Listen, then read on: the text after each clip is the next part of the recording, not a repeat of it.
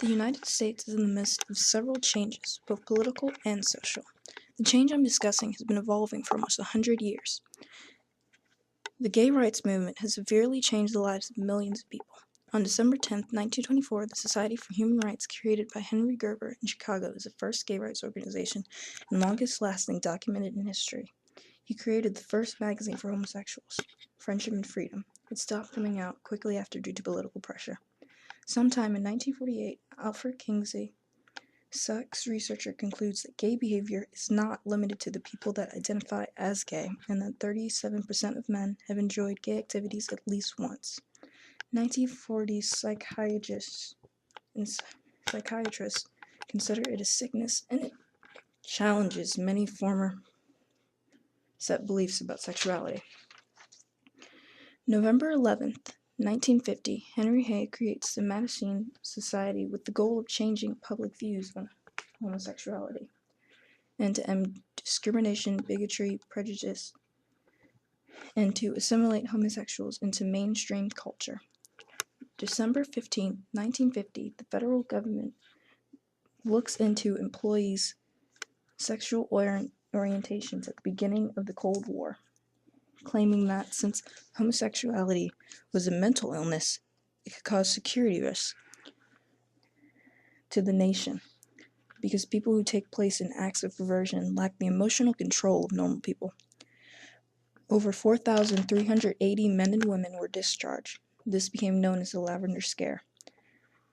Sometime in April 1952, the American Psychiatric Association classifies homosexuality as a psychopathic personality disturbance. Soon after, many professionals in medicine criticized the placement because of lack of scientific data. January 13, 1958, Case 1 Inc. v. Olson marks the first time the United States ruled in favor of the LGBT community. The case was filed after the U.S. Postal Service and FBI wouldn't have one homosexual magazine shipped due to obscene material. The Supreme Court grant First Amendment rights in the end. April 21st, 1966, Mattachine Society hosts a sip-in at Julius Bar in Greenwich Village in New York, where New York liquor authorities banned serving gay customers claiming they're disorderly. The Mattachine Society announced their homosexuality and are not served. They sue, and the New York Commission on Human Rights declares that homosexuals have the right to be served. On June 28, 1969, people of Stonewall Inn, located in Greenwich, riot when police tried to raid the bar sometime near 1 a.m. Though the place had been attacked many times before this time was different. Young people and upset police officers went head-to-head in a 3-day-long riot, including thousands of people receiving very little news coverage. This is receiving credit for restarting the United States gay rights movement. June 28, 1970, Christopher Saint Liberation Day marks the first Pride parade on the anniversary of the riots. Thousands of members of the community marched. Now dozens of countries around the world celebrate. On June 7, 1977, Dade County, Florida, tried to pass an ordinance that would prohibit judgment because of sexual orientation. A mother, singer, and Florida Jew spokesman was about to get very upset. Anita Bryant was extremely put off by the attempt and launched a campaign called Save Our Children, claiming that since gay people couldn't reproduce on their own, they were trying to recruit children. She teamed up with Jerry Falwell to start a fight against gay rights. It was successful, with a vote of 69 to 31%. People were upset and planned boycotts against the Florida Citrus Commission and encouraged people to stop buying the products. A lot of gay bars took screwdrivers off their menu and switched them with a drink they called the Anita Bryant, with the money going towards fighting the Save Our Children campaign. Anita took her campaign to other states. She went to California and attempted to pass the Bridge Initiative in California, which would cause anyone at school who even mentioned homosexuality in a good or neutral light to be fired immediately. Thanks to many liberal organizations, the Democratic Party openly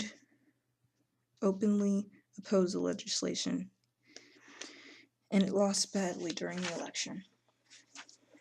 Due to the LGBT community hard work, Anita Bryant's contract was not renewed as a spokesperson for Florida Orange Juice. She became highly controversial, and her singing career suffered greatly. People still consider her the spokesperson for hate and discrimination. This also marks the first time in America when zealots expressed their open disagreement with gay rights.